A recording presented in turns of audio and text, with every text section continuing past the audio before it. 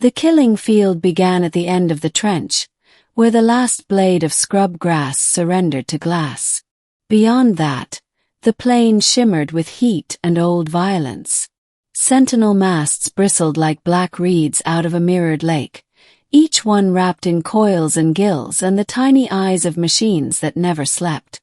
The elders told us you could hear the field breathe if you stood very still, an arrhythmic hum that shifted with the wind and the angle of the sun, as if the plane itself were dreaming of murder. We called it sacred because fear makes its own religion. We'd watched a dozen drones try to cross since dawn. We watched them turn to smoke. "Save your cells," our captain said, turning from the periscope. "No more offerings to the ghosts." I was second-tier rifle, a youngest with sand still in my boots. My name was Sale. I'd arrived 3 nights ago with a pack of rations and the assumption that glory could be had if one was hungry enough. That assumption had evaporated under the sun. Glory melted at the edge of the killing field. Across the plain, the human encampment threw needle-light into the sky. Soft blue arcs, white glints, the reflections of lenses and polished helmets. They were quiet. We were quiet.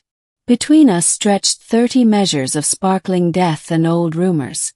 Lasers buried in the glass, microfoils that sliced at motion, an algorithm that tasted sweat. By midday the heat cooked tents to flaccid shapes and tempered tempers. The medics whispered that the fevered child in our dugout would not see another hour without the coolant packs we'd failed to retrieve from the downed shuttle. A shuttle that lay like a mangled beetle in the exact center of the field. The captain did not look at the child when he said, "We wait for night." The medics did not look at him when they carried the child's mother away from the entrance. He came when the sun had collapsed into a hard white coin. The human. He did not step out so much as wonder, as if he had misplaced something and might find it by accident. No armor on his arms, just a sleeveless gray shirt and a broad hat with a ragged brim. He carried nothing but a metal flask and a length of white chalk. His stride had a rhythm I did not recognize. Too slow for a patrol, too even for a sprint. He might have been strolling a garden path. Our captain hissed a curse. "What theater is this?" I climbed the ladder to the periscope and watched the man through the high lens. He was older than I'd expected humans to be. His hair grizzled, his skin a weathered map. He reached the glass edge and paused. He touched the brim of his hat, as if greeting someone we could not see, and then he stepped onto the killing field. He did not disappear. He did not burn. He did not even flinch. He walked. Every 10 paces he paused and laid the chalk on the glass, drawing a line no longer than his hand. He took 3 more paces, then set a dot beside the line. He took 3 more and drew another line. The pattern repeated. Line dot, line dot, line dot, like a child's game, like a song recorded in geometry. The sentinels tracked him, their heads pivoting in crisp little jerks, but their throats did not flare, their mouths did not spit light. The human tipped water from his flask onto the glass, watching how it beaded and trekked. He adjusted his course by a finger's width, still curious, still unafraid. Once, he bent to pick up a shard of mirrored slag and held it to the light, peering at some inclusion inside. A scientist studying a fossil. The field watched him watch it. "What is he doing?" the captain asked to no one and everyone. "Listening," I said before I had the right to speak. He reached the downed shuttle and set his palm against its blackened hull. The panels of a nearby sentinel quivered, then stilled like a bird uncertain whether to launch. The human found a maintenance latch and popped it open with the corner of his chalk. From the cavity he removed a coil of wire. He did not take it away. He only looked, nodded, and pressed the panel shut. Then he turned his back on the machine and sat with his back to it, drinking from his flask as if sharing a bench with an old friend. When he stood again, we could see what his chalk marks had become. From our side, and I imagine from his, a narrow serpentine corridor curled across the glass. The line-dot cadence formed a path in white stitches, a seam sewn into the skin of the field. His voice came across to us, thin but clear, translated by the little boxes on our collars. "Maintenance pass," he said. They built in a human gait recognition fallback for technicians when the IFF desinks.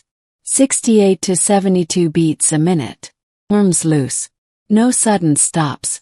If you don't trust your feet, trust mine. He turned and strolled back the way he'd come, heel to toe, unconcerned. He did not look back at us. The corridor obeyed its own logic. The sentinels blinked, pivoted, did nothing. Our captain would have had us stay. He began to issue the order to wait, to test, to requisition another drone from a depot we had already exhausted. The child's mother was already climbing the trench steps, her arms bare, her eyes empty of orders. I climbed after her. At the glass edge I felt the sun as a pressure behind my eyes, the old fear as a taste of metal. The chalk marks were there, undeniable, as if the human had written with light itself. I matched his first step. I let my arms hang like lengths of rope. I counted a tempo I did not know, and then I threw away the count and imagined myself in a slow, steady rain. 1 step. The sentinels noticed. 2 steps.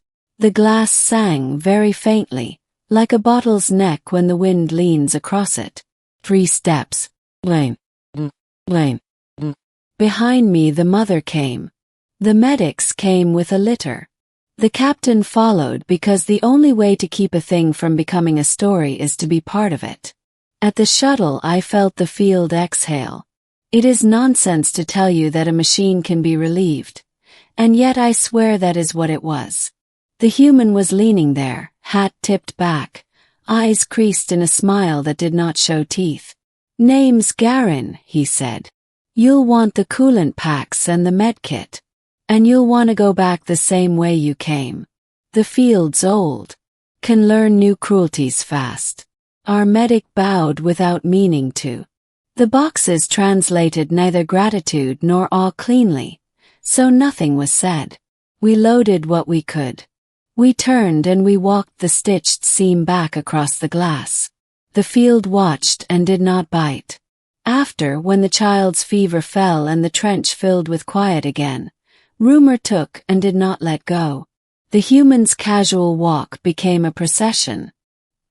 His chalk marks were recopied on slates, memorized, rehearsed. Someone carved the pattern into the bunker wall with a mess blade, lined at lined, a cadence hands could learn when the mouth was dry. At dusk, Garin walked the corridor again and left a small sack by the edge.